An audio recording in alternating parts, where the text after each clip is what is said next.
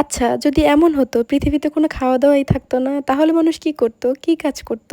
আসলে খাওয়া-দাওয়া ছাড়া কি চলা সম্ভব? খাওয়া-দাওয়াই জীবনের অন্যতম একটা সৌন্দর্য, তাই না? তো হ্যালো এভরিওয়ান, আসসালামু আলাইকুম। সবাই কেমন আছেন? আশা করি সবাই ভালো আছেন। তো আজকে সকালে ভাবলাম যে রুটি বানাই। তো আমাদের বাসায় প্রায় টাইমে হচ্ছে রুটিটা নাস্তা হিসেবে বানানো হয়। আর রুটিটা সবাই পছন্দও করে। সেজন্য হচ্ছে বিশেষ করে রুটি বানানো হয়। তো আমি হচ্ছে একটু চা বানিয়ে নিচ্ছিলাম। তো আমার শাশুড়ি হচ্ছে ভাজি বা কোনো তরকারি খেতে চায় না। সেজন্য হচ্ছে চা বানাচ্ছিলাম ওনার জন্য। আর এখানে হচ্ছে চা বসিয়ে দিয়ে আমি হচ্ছে রুটিগুলো বেলে নিচ্ছিলাম। আর এখন হচ্ছে রুটিগুলো সেঁকে নিব। আমার থেকে না রুটি বানানোর থেকেও সেঁকতে বেশি ভালো লাগে। যখন হয়ে যায় তখন দেখতে সুন্দর লাগে। তো যাই হোক, দেখতে, দেখতে আমার সবগুলো রুটি বানানো শেষ। এখন হচ্ছে আমি ২ টা ডিম ভাজি করে নিব। এরপর হচ্ছে আমরা সবাই নাস্তা করে নিব। তো আমি হচ্ছে ফার্স্টে সবাইকে দিয়ে দেই। তারপর হচ্ছে আমি খাই। অবশ্য এই সিস্টেমটা আমাদের বাসায় আগে ছিল না। আগে সবাই মিলে একসাথেই বসতাম খেতে। বাট এখন হচ্ছে আমাদের বাসার কিছু প্রবলেমের কারণে হচ্ছে এখন আর একসাথে খাওয়া হয় না। তো যাই হোক, আমি নাস্তা করে চলে আসলাম। আমার এখানে কিছু ধোয়ার জিনিস ছিল। তো আমি হচ্ছে এগুলো ধুয়ে আনছিলাম। যেহেতু আমরা পুকুরে সব কাজ-টাজ করি, সেজন্য হচ্ছে পুকুরে গিয়েছিলাম। এরপরে এসে হচ্ছে আমি একটু মাংস ভিজাচ্ছিলাম। তো এগুলো হচ্ছে ভিজিয়ে রাখতে হবে অনেকক্ষণ, যেহেতু অনেকদিন ডিপে ছিল,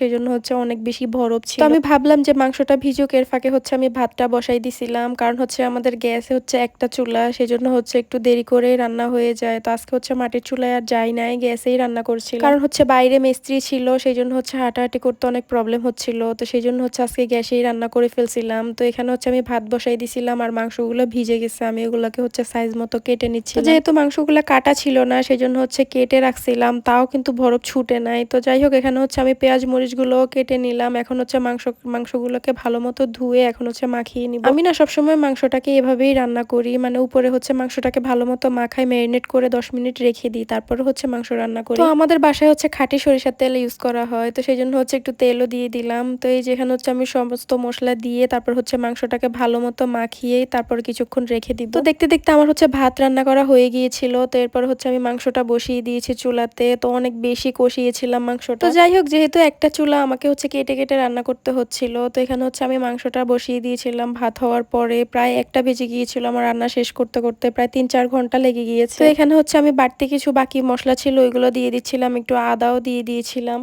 মাংস রান্না করবো, আলু দিব না, এটা তো কখনোই হতে পারে না। আমি আবার মাংসের আলু খেতে অনেক বেশি পছন্দ করি। তো যাই হোক, এখানে হচ্ছে আমি একটা আলুও দিয়ে দিলাম কেটে। তো যাই হোক, এখানে দেখতে দেখতে আমার মাংস রান্না করা হয়ে গিয়েছে। তো এখন হচ্ছে আমি মাংসটা আরেকটা পাতিলের মধ্যে হচ্ছে বেড়ে নিব। কারণ হচ্ছে আমরা যে পাতিলে রান্না করি ওই পাতিলে কখনোই খাবারটা রাখি না। তো এই যে এখানে হচ্ছে আমি ভাবলাম যে একটু ডালও রান্না করি। তো আমি হচ্ছে ডালটাকে ধুয়ে নিচ্ছিলাম, এরপর হচ্ছে ডালটাকে মাখিয়ে বসিয়ে দিয়েছি। আমার মনে হয় কি, যতগুলো রান্নার আইটেম আছে সবচাইতে সহজ হচ্ছে ডাল রান্না করা। ডাল রান্না করাটা খুবই ইজি, যে কোনো মানুষ খুব সহজেই ডালটা রান্না করতে পারে, তাই না? তারপর ডালটা হয়ে গিয়েছে, আমি ভাবলাম ডালে ফোড়ন দিয়ে দিই। তো আমার শাশুড়ি বলতেছে যে রসুন দিয়ে ফোড়ন দিতে। আসলে কিন্তু রসুন দিয়ে ফোড়ন দিলে ডাল খেতে অনেক বেশি মজা লাগে, তাই না? তো যাই হোক, এখানে হচ্ছে আমি অনেকগুলো রসুন কেটে তারপর ডালে ফোড়ন দিয়ে দিয়েছিলাম। দেখতে দেখতে আমার রান্না কমপ্লিট হয়ে যায়। তো এখানে হচ্ছে আমি অনেক বেশি ঘেমে গিয়েছিলাম। তো ভাবলাম একটু রেস্ট করে তারপর হচ্ছে গোসল করব। তো রুমে এসে কিছুক্ষণ ওয়েট করতেছিলাম। তো এরপর হচ্ছে আমার ঘাম শুকোলে তারপর গোসল করতে চলে যাব। তো এই যে এখানে হচ্ছে আমি এখন গোসল করতে চলে যাব। ফ্রেশ হয়ে নামাজ পড়ে এখন হচ্ছে আমি খেতে চলে আসছি, মানে সবাইকে খেতে দিয়ে তারপর হচ্ছে এখন আমি খেতে চলে আসছিলাম। তো এই যে মাংসগুলো